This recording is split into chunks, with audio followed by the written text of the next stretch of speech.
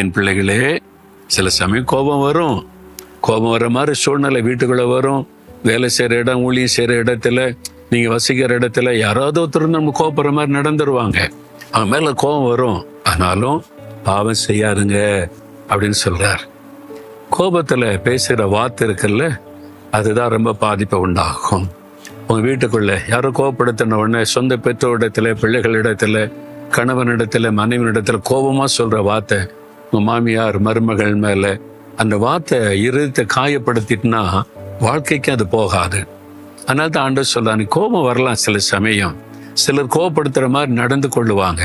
ஆனா நீங்க பாவம் செய்யக்கூடாது, உங்களுடைய வார்த்தையில கவனமா இருக்கணும் என்பதாய். அவன் கோபம் வருது, என்னங்க பண்றது அப்படின்னு நினைக்கிறீங்களா?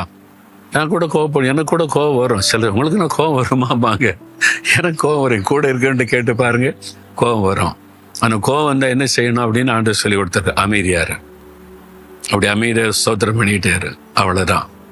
கோபம் வந்தா அமைதி ஆயிடணும்.